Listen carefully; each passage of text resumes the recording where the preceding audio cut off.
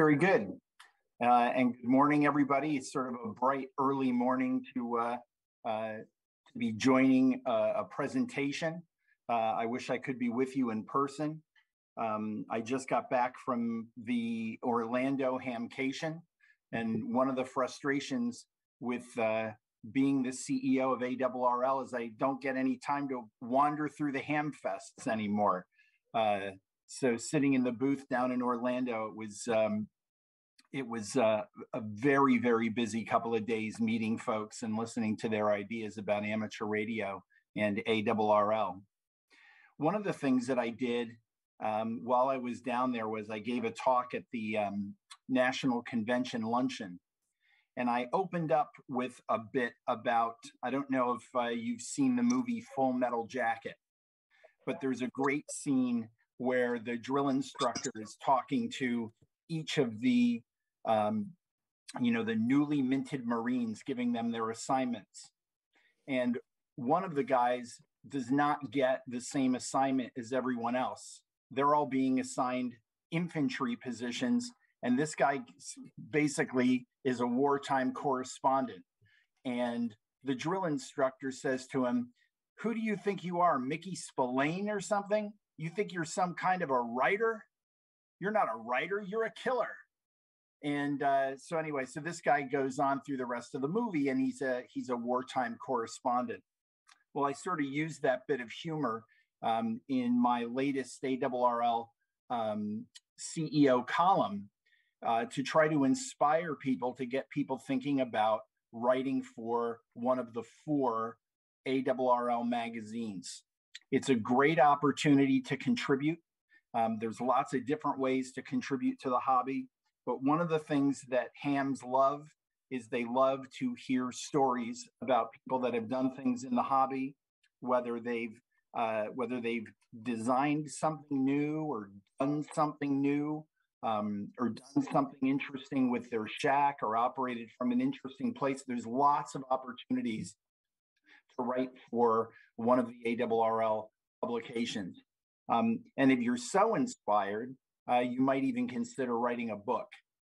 I've signed up to help our team put together a new book on operating satellites.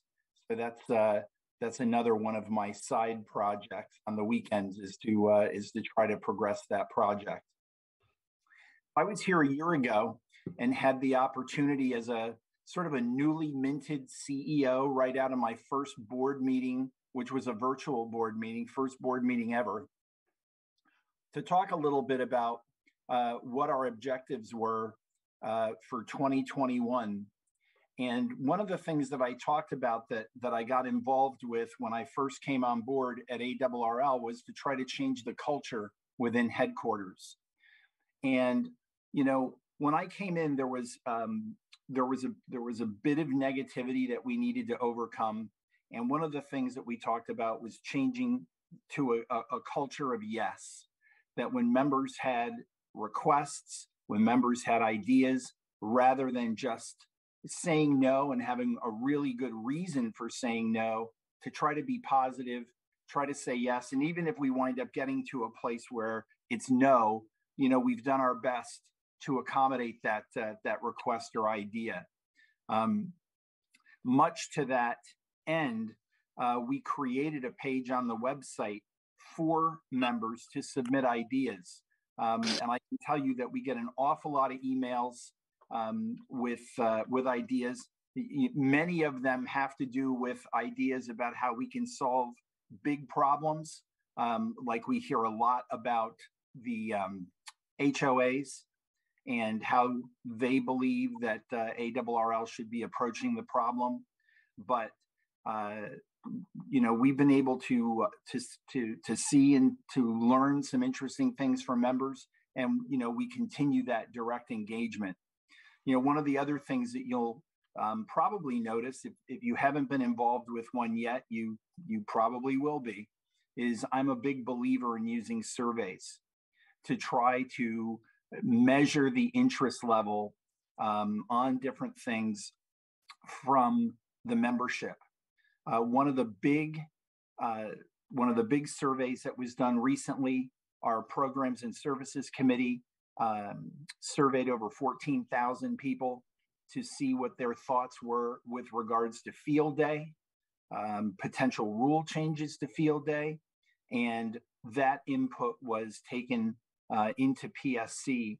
And I know one of the changes that we've made has to do with power limits. Another one has to do with continuing to extend the ability of home stations to work home stations. So it's a really great tool.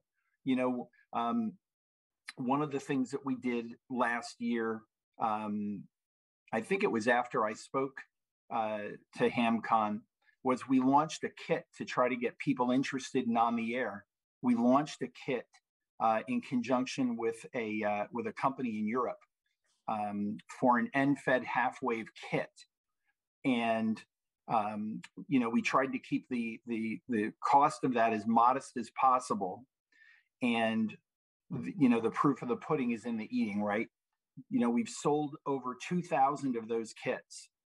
And we surveyed those folks recently, and a vast majority of people that bought the kits have built them and have gotten on the air. So we're really happy that that it's a simple antenna to build. It's a little complicated to wind the to wind the balun inside, but it's a fun kit. And again, you know, the goal was to get more people on the air, and it seems to have achieved that mission. But one of the things that we've done is we've gone back to those people that bought that kit to survey them to say, you know, basically, where do you see this going? Do you see building kits as something that you like to do? If we were to offer other kits in the future, what kits would you like to see? And we've given them a list of ideas. They've provided us with ideas. So it's really to try to create more engagement and more activity on the air. Not only have I been working to change the culture at ARRL, but one of the things that I've been trying to influence, and I'll give a little bit of background, especially if you've read the column, but you know, one of the things that I've been trying to influence is the culture of our hobby. And one of the things that I hear a lot from members about is that they've joined the hobby and they feel closed out or pushed out of the hobby because of a local club or a local repeater, something like that. And the other thing that I hear a lot about is, and maybe you feel this way, is that ARRL doesn't do enough about youth. And when I've really drilled down with folks that have complained about that, there's this misconception that today's youth, I call it little Bobby down the block, right, from when people were growing up. Well, little Bobby down the block's retired today. At the bottom there. Join breakout. Okay. Not yet. Flea market, HAMCON help, chat room B. Hey, Mitch, can you mute the microphone, please?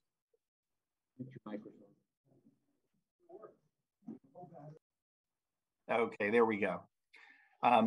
So in any event, so when you take a look at who today's youth is, there's a huge generational gap between the young folks that are coming into the hobby, what their lifestyle is and what their expectations are from amateur radio. And I think that there's this belief that there's a way to sell the hobby as it has been for the last 50 years to young people today, and they're magically going to want to sign up. Let me give you an example of that, right? So one of the things that young people for probably the last 20 years have been deeply engaged with is gaming, right? The game consoles have gotten much, much better. The ability to game with each other across the internet has become very sophisticated. It's got integrated voice over IP so that people can engage each other, not just in whatever virtual game environment they're in, but they're also able to talk with each other while they're gaming. The offering that we have out of amateur radio for gaming is contests. So here's the sales pitch to a young person. Get on the air for an entire weekend. The contest lasts 48 hours. Submit your score within a week, and we'll tell you who won within the next year. Young people just shake their heads at that, right? I mean, they get online, they game for as long as they want, or as long as they can stay awake, right? I mean, they go into the middle of the night gaming. And at any given time during the game, whether they're playing individually or on teams, they know exactly, who's in the lead, who do they need to get, if they're behind, how far are they behind, and it's very high adrenaline. It's very engaging. We have to relook at the way that we do radio sport, because it's not good enough to attract them. So in any event, so I wrote this diversity and inclusion column. If you have the opportunity and you haven't read it, please go to the March QST and read it. I will tell you that just like pretty much everything else in this country, I've gotten a lot of response from it. Half of it good, half of it not good. And the not good feedback had a lot to do with misinterpreting what the article was about and trying to tie it to a political party or a political movement in the country. And that's not at all what we're trying to do. What we're trying to do is to say, this is a great hobby. Internationally, globally, there's tremendous diversity in the hobby. We need to make sure that we don't just think internationally or globally about the hobby, but we also need to act locally by making sure that if there's a new person in the back of the room, at a club, that someone gets up and makes sure that person feels welcome. And if a club holds a BE session and there's new technicians, those new technicians don't walk out without being invited to a club meeting, or maybe the club meeting is after the VE session. There are ways to make sure that we don't lose people through the cracks, because I will tell you that amateur radio every year continues to grow. We're at about 780,000 people now, and it's within reach that we'll hit 800,000 licensed hams in the United States. It's a huge community. So making sure that we don't lose people after they've gotten their license is a big deal. To that end, one of the things I talked about last year was, what we were doing in the education and learning space. Last year, we hired Steve Goodgame, K5 ATA, who was a school teacher in Mississippi. He was a YouTuber. He's someone who has licensed nearly 100 students, and every single one of his students, after they got the license, was given a radio. So all of those kids had the opportunity to get on the air and talk with each other after they got their license. It almost in a high school, it almost creates a class system, right? There's those that have radios and those that don't, and the kids that didn't have a radio wanted to get one, and so Steve was able to make sure that they got licensed. The attraction to Steve about coming to ARRL headquarters was, do you think you can do what you did at one school across the entire country? So that's really the gauntlet that's been thrown down, and I think he's pretty excited about the opportunity. And there's some things that we've already done after bringing Steve on. One of the projects that was sort of languishing for a while was the ARRL Learning Center. Steve came in, took on the Learning Center, was able to build up the content and launch the Learning Center. So that's in place now. We're looking at ways to leverage the Learning Center, not just with programming for ARRL members, but to take a look at how we may have side doors in the Learning Center for non-members to get them involved in things that are going to make ARRL membership and participation interesting. To that end, one of our partnerships that Steve helped with the launch of is we worked with Dave Kassler, KE0OG, who now writes the Ask Dave column for QST. And we went through and edited his licensing videos. So we now have the technician licensing videos out in the public domain, and the general and extras are behind the paywall in the Learning Center for those members that want to upgrade. When I came on as CEO, one of the things that I was warned against was engaging YouTube content creators. You probably know that if you spend any meaningful time on Facebook or in QRZ or so forth, there are some remarkably negative people in the world. And you know, I like to muse that the number one benefit that ARRL offers them is the ability to use us as a piñata every day. You know, they get up, they need to take a swing at something, so why not take a swing at ARRL, which is fine. But one of the groups that it's sort of in the fullness of time, it had sort of a negative bend or a conspiracy bend about ARRL was the YouTube content creators, the YouTube community. You know, I've spent years watching this community grow through YouTube, and I was convinced that having a partnership with them was a good idea. We now have a group of content creators that help us at ARRL in building content for the Learning Center. And one of the ways that we're trying to give back to them is, if you look at one of our core strengths, you know, we've been publishing QST for more than 100 years. You know, we've got a very strong editorial staff, and we've got a very strong set of skills to be able to look at ideas, at manuscripts and so forth, and be able to work with authors, whether it's for a magazine article or a book, to help them be a better writer. I will tell you that when I sort of fancied myself as being a reasonable author or writer until I got to ARRL and the editorial staff started reviewing my monthly column. You know, I call it the monthly mafia hit. You know, it comes back with all the red ink and the moving this to there and change this word to that. And it's, you know, it's humbling. But the good news is that the amount of red ink I'm seeing every month is going down. So, and maybe given a few more years, I'll become a more proficient writer. But we're trying to do the same thing with the YouTube content creators.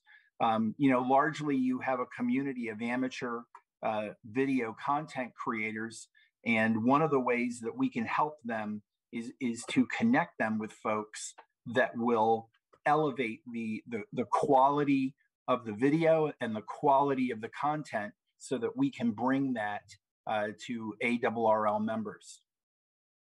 And one of the relationships that came out of the YouTube community that I talked a little bit about last year is we've been working to completely change the ARRL club station at headquarters. When I got to headquarters, I like to call this room Grandpa's basement. There were some really old desks with some plywood and some, you know, sort of older radios and, you know, probably 40-year-old certificates up on the wall. And my vision for that room was to use it as an extension of ARRL Laboratory and make it a place where we could inspire members about newer technologies for their shack, and have it be a place where any new equipment that comes in for product review could be walked across the hall and plugged into a station, into a network. And we could add content by showing members some of the interesting features of a new radio or new accessories that we just couldn't cover in the pages of the magazine. So we've been building out W1HQ. It's actually funny, right? We're in a wireless hobby. Amateur radio is wireless. Go to somebody's shack and look behind the desk, right? It's anything but wireless. There are wires and cables everywhere. And the older the shack is, the less likely it is you'll be able to find a cable that has failed. You just leave it laying and replace it with a new one right on top of the old one. Well, what we've been doing is we've been trying to recreate that environment, but do it in a wireless way. So you'll see content produced about what's going on in W1HQ. We've had Ray Novak from ICOM in to show him what we're doing. He was incredibly enthusiastic about it. We've shown it to some of the board members that have come to headquarters. So we're very, very happy with the direction that it's going in. But one of the sort of secret sauces to that is the ability to use something called Node-RED. And Node-RED runs natively on very inexpensive Raspberry Pi computers, $35, $40 computer boards. And it runs on other computers as well. You can run it on an IBM or a PC. But what you can do with Node-RED is absolutely spectacular in terms of controlling everything inside your shack. And ultimately, what we'd like to be able to do is have W1HQ, once it's all set up, be a station that is completely remotable. So if we were to go to HAMCON, for example, and you wanted to sit down and operate, we can use W1AW, that call sign from the W1HQ station. People could sit down and operate W1AW just coming to a ham fest anywhere in the country. So some interesting stuff. And we've been able to drive that forward with a relationship with two YouTube content creators. You've got Dave WO2X and Kyle AA0Z. In fact, one of the things that we've been talking to Kyle about is, again, an initiative that we started last year was outreach to the blind and visually impaired community, which has largely been, I would just say passed by. There's sort of this expectation that if we make QST available through the Library of Congress, we've done our job, and we certainly don't view it that way now. But we've been talking to Kyle about the potential of building a Node-RED interface for blind members so that they would be able to use this little box to connect to any radio. And if that radio doesn't have the functionality built in that would allow a blind ham to use the system, the Node-RED piece would, through tactile feedback in a keyboard and also audio prompts that would be generated from Node-RED. So we're pretty excited about that. Further into the year of 2021, the board created a third standing committee, which is a big deal, right? Because we have to change our bylaws. It takes I guess a supermajority vote, and they created what's called, it's an alphabet soup, right? It's the ECFSC. So it's Emergency Communications and Field Services Committee. And just as the name states, the board is now much more focused on both MCOM and on the Field Services Organization. We just had a meeting the other night. The group is deeply experienced in these areas. Again, they're areas for the sort of past, 5-ish plus years, sort of fell by the wayside. So there is a revitalized look at working in there. We also took a position that had been approved in the beginning of 2020 called the National Club Coordinator, and we upgraded it. And it's now a manager of field services. So it's not just clubs, it's working with the section managers and the section managers committees. And we hired Mike Walters, W8ZY. Mike has a lot of experience in the field. He's done a lot of work with clubs. He's done a lot of work with HAMCON. So he was a very, very good guy to get in the field service area. He's launched monthly Zoom conferences with the section managers. He started a Connecticut club consortium to get clubs together. One of the big surprises to me was, I've as an ARRL member for most of my life and not living near headquarters, I always viewed ARRL as the buildings in Newington as sort of being Mecca, right? It's sort of the center of the universe of ham radio. And when I got to headquarters, I was surprised. I thought that there'd be a very vibrant amateur radio community around Newington. And it's, there's definitely pockets that are, and there are pockets that are surprisingly not. So in any event, Mike started this this notion of a consortium to pull club leadership together across many clubs and try to collaborate in elevating the capabilities and the vitality of the clubs locally. And we look to roll that model out nationally. It's also breathe life back into the ARRL Club newsletter.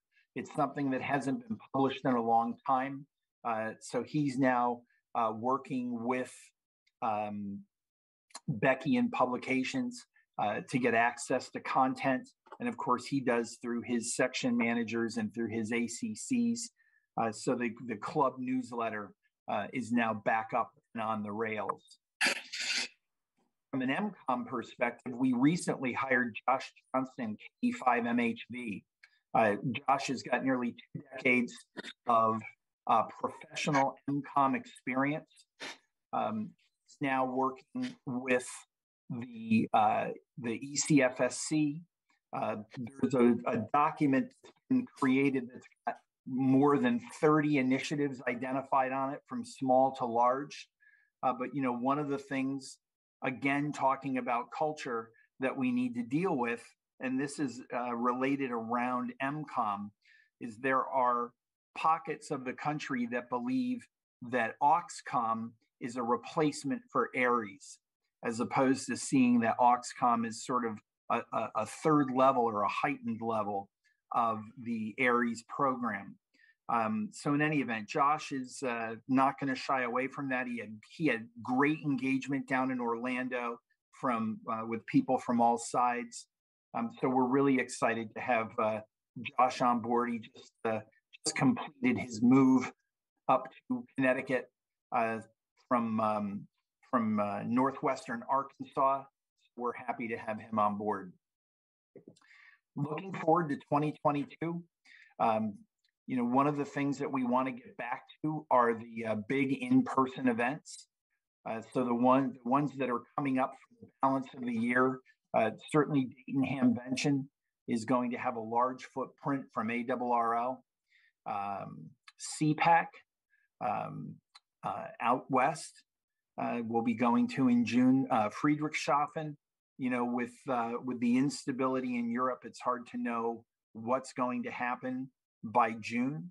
But as of the moment, Friedrichshafen is something that's on our radar. It's a place that we need to get back to. There are people that will say that ARRL's only got 160,000 members out of 780,000 licensed. So it's it's a miserable failure. Well, it's actually worse than that, because it turns out that the 160,000 aren't just from the United States. We've got a pretty decent number of international members who love the ARRL benefits and want to be able to be members. So we're able to go to Friedrichshafen and engage with those folks. And, you know, every year that we're there, we wind up growing our international base. Later into the summer, you've got Huntsville, and of course the Northeast Ham Exposition, which is moving from the chilly days of the fall into the potentially blistering heat of August. So we're excited to be going to that, and then later into the fall, Pacificon out in California. Some recent things. I don't want to steal any thunder from Fred Kemmerer or Phil Temples for their talk later in the morning. Just a headline, and you can, if you've got questions about it, save the questions for them later. But a board recently approved a change to life membership for people 70 plus years old. The requirement of years of membership has been removed, and the ability to do it through installment payments has been added. One of the things that we do in every executive committee meeting is to review and approve new life member applications. And there are members that are so proud to be ARRL members, even late, well into their 80s, they want to be known as a life member and have signed up for life membership. So everyone was very, very happy to make that change. One of the things that we're really excited about, hold on a second here. I keep getting these pop-ups. One of the things that we're really excited about with regard to grants is we're working with ARDC in California. ARDC has granted ARRL $500,000 to create a club grants program. That club grants program is going to allow us to review applications from clubs across the country, whether you're an ARRL affiliated club or not, to fund projects of up to $25,000 that will help your club.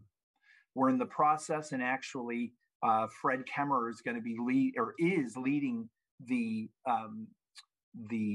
creation of the criteria by which grants are going to be evaluated through a matrix. You're going to be able to, if you're a small club, get the funding that you need to either help you grow or to keep you vital.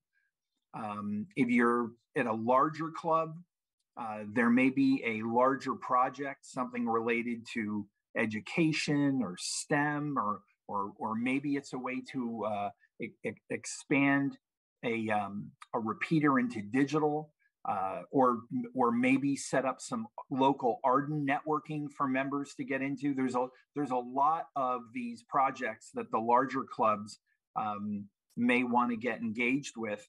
And then you've got new clubs. You've got clubs that haven't been around very long, and they just have some basic infrastructure needs that they need in order to continue operating and growing. So we're really excited about working with ARDC on that, and that's through the ARRL Foundation. Now, the ARRL Foundation has always had a grants program, but there hasn't been a lot of money available.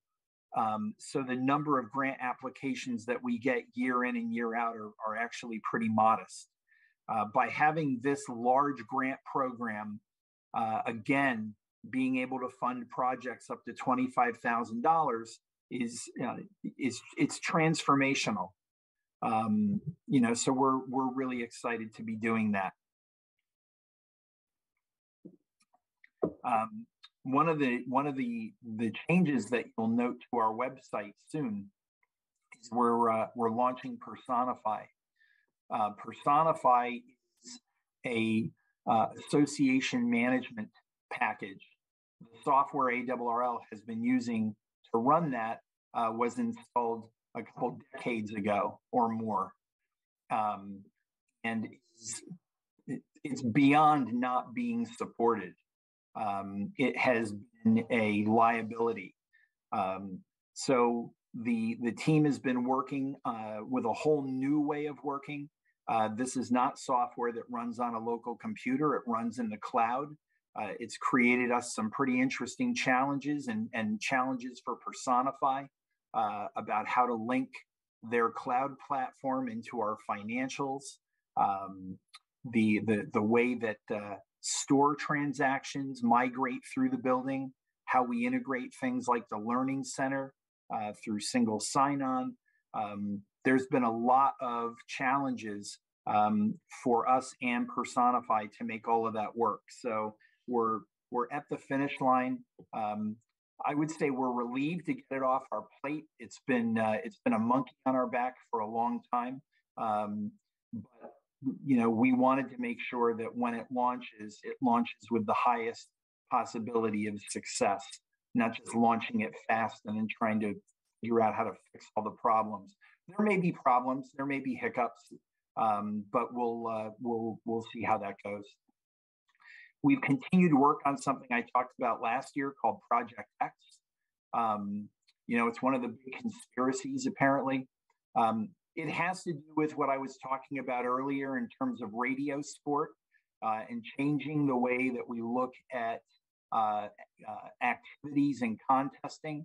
And it also has to do with replacing LOTW with a platform that's more scalable so that we can do things like add more awards to it. The existing LOTW platform was architected and written 2 decades ago. People talk about fixing LOTW. There's no fixing LOTW. There's just rewriting LOTW or rewriting parts of it and trying to jam it in and make it work. And we're not doing that. The real value out of Project X is changing the way that we look at logging data.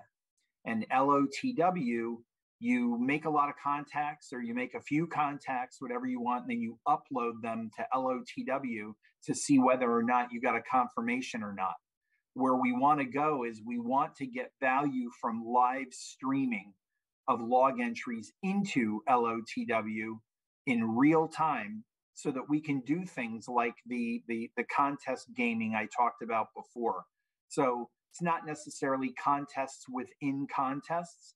It's more like gaming for the sake of having fun that's just sidecarred to a contest. And there's other possibilities. Things like if you're chasing an award, say you're chasing DXCC and you need a new country, LOTW or Project X will know what country you need. And when it sees that there are people that are working that country on the air and logging it, Project X can reach out to you and tell you, hey, that country that you're looking for is on the air, it's on this frequency, and the following 5 countries or a couple of areas have worked that person. And you can decide whether or not you need to jump on and try to get that new country.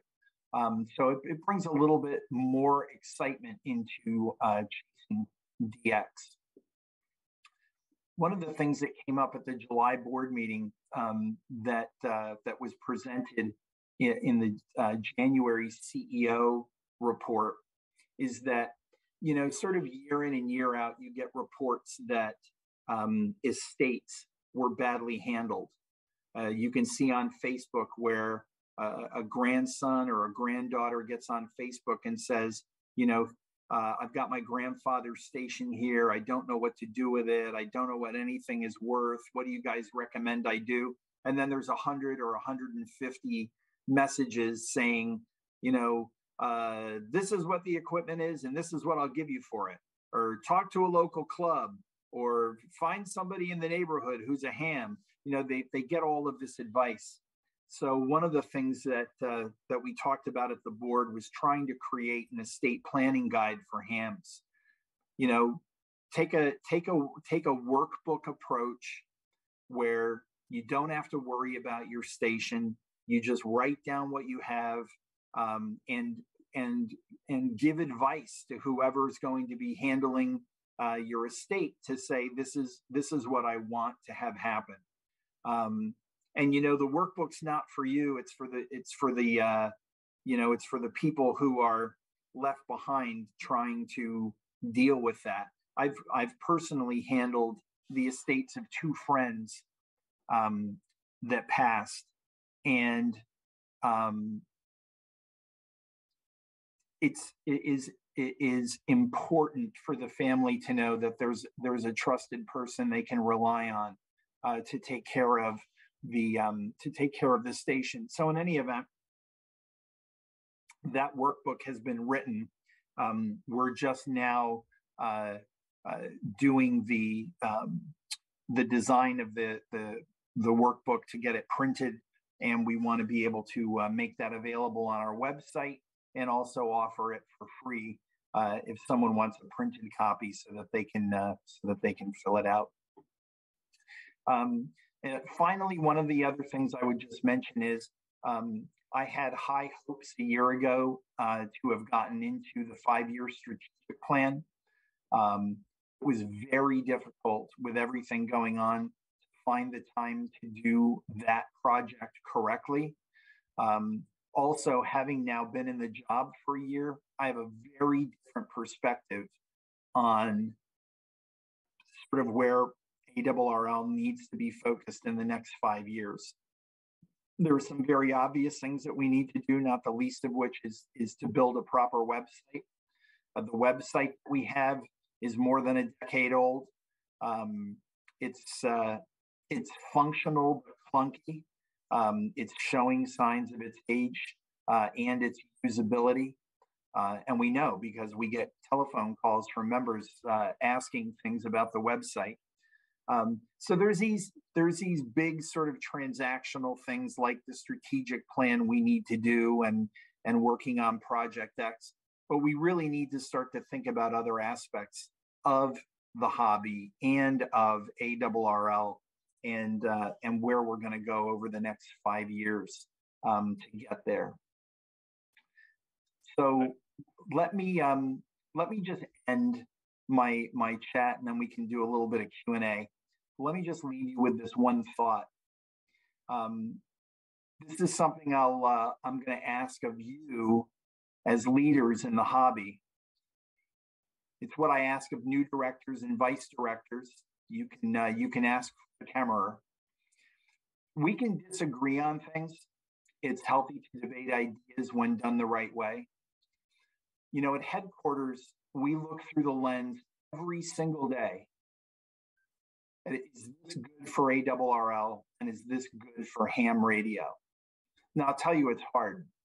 I know personally, there are things that I have not necessarily agreed with, but the ideas that came out through collaboration and the direction that we took was better. And you know, it's hard. You have to put your own opinions or ideas or initiatives aside to do what's right for the hobby. But when we get there, whatever the outcome is, we really need to hold hands and make things happen for our members and our hobby. So it's the one takeaway that I would hope that you would walk away with today, which is you sometimes need to be willing to sacrifice your personal and political thoughts by putting ham radio and ARRL first and at the forefront. But in any event, that's what I have for you this morning. So I would be happy to take some questions. Okay, thanks so much, Dave. That's awesome. So folks online, if you want to, on the bottom right-hand side, you see the reactions button. If you go in there, you can raise your hand and I'll know to call on you, or then I can tell you to unmute your mic. If you don't want to do that, you can send one in the chat and I'll repeat that question.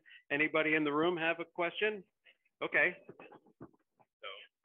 Yeah, so I'd like to ask, what kind of modes or ways of using amateur radio are you most excited about for the future? I mean, I think the last big thing that really made a difference was FTA that, got a lot of people really, motivated. Where do you think we'll be over time? So it's really interesting. We had N1MM, who's written arguably the best contesting program ever at headquarters for a day. And we were talking about this, and he's got very strong ideas about ways that FT8 could be changed to be far more effective for contesting. But for me personally, the thing that excites me that I don't think that we've done nearly enough as a community, and to a certain extent, this part of the hobby is in a state of turmoil, is the work that we do with satellites. I'm a passionate satellite operator. I can't tell you how excited I was when AO40 launched, more than 2 decades ago. I was absolutely heartbroken when there was a massive failure on board the satellite. So AO40 wound up dying in space. And I think the aspiration of a lot of potential satellite operators died with it. What's happened since is we've gotten very, very good at launching low Earth orbiting satellites that operate on FM. Everybody gets excited because there's a new satellite in the air. And to me personally, it has done nothing to move satellites forward. Now you look at what's happened in Europe. They have QO100, which is a geostationary satellite that's up in space, and people are able to make adjustments and experiment with their radios, with their antennas, with their feed systems. They're able to go portable to interesting places and experiment with ways to get on board the satellite. I would love to see an initiative that starts in the United States with us creating either a high Earth orbiting satellite or a geostationary satellite using frequencies on up into the gigahertz, and to get activity growing in the satellite space. It's a lot less intimidating. It's a lot easier to do than it was, say, 40 or 50 years ago.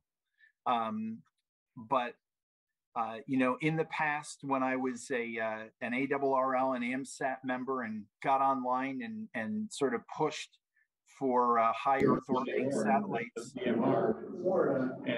KB1VP, please mute your mic. Yeah, we got to mute all mics, please. So, in any event, the response was not good. People viewed it as being outspoken and rogue and unrealistic and all the rest of it. But, so where are we today? We're a couple of decades past the unfortunate loss of AO40. And, I'm just not seeing the kind of initiative that's required. Are there obstacles? Yes. Is the biggest obstacle financial? No question. But rather than just say that we have a big financial problem, we should be looking at big financial solutions. By the way, I found this interesting. Hams think they need to do everything by themselves and not necessarily get creative around funding. We're trying to change that. But do you know last year in the United States that a new billionaire was minted every 17 minutes? That's crazy. Forbes magazine has a list. I mean, if you were a billionaire 20, 30 years ago, it really meant something. But Kim Kardashian and her sister are both billionaires. I mean, it's unbelievable, right? So anyway, there's a tremendous amount of money in the world to solve problems. We just need to be smart and aggressive about the way that we look at funding those problems or those initiatives and get after it. Yeah, get to market it right. I do want to give, thanks, Jeff. I do want to give Tony a chance to. Patient there, raising your hand, Tony, if you don't mind. You can ask. Oh, thank you. Well, first of all, David, a couple of really good things I'd like to thank you for, and the addition of the YouTube videos, moving the things from the webinars out onto YouTube, I think is a really good idea. It makes them a lot more available. I think Steve Good Game is doing a very good job getting everything out there. I was one of the writers for one of the modules in the Learning Center, so shameless plug to take the contesting class. One thing I think that'd be helpful, well, two things, as far as field day goes. I think it'd be a good idea to rewrite the rules a little bit to encourage use of multiple bands, additional modes and things. And I think that's one thing that really would be helpful as far as bonuses go. We've added the capability for people to do things at home, but we really haven't stretched them to try new things out. So I think that'd be very important to add some sort of multipliers to field day to encourage multipliers and or bonuses to encourage multiple band operation and to work more sections during field day. That sounds great. Did you have a second one? Yes, the online contesting I think is a great way to go, and everyone should start out by at least utilizing the online contesting boards that are there now for real-term score reporting. Yeah, it's going to be a culture change. You know, I operate from a station down in the Caribbean a couple times a year, although it's been more than a couple years since I've been able to go down, and I was hoping to get down in the next couple weeks for ARRL DX sideband. But at our station on Bonaire, where in whatever category we wind up competing in, you know, we either win it or we come in second or third place, but, you know, we're always right at the top there. We've never used the online reporting board because the internet connection down there has been terrible. And when you take a look at from I'll call it a selfish station perspective, you want to make sure that the data that's coming across your internet connection is what you need for the contest, not necessarily for reporting it so that other people can, you know, just sort of, it doesn't really serve a purpose yet other than, you know, to report what's going on. So, there's definitely going to be some challenges, but again, it's really changing the paradigm of old-fashioned contesting and finding out ways to engage younger people so that they can, rather than contest the weekend, they can game the contest. So we'll see how that goes.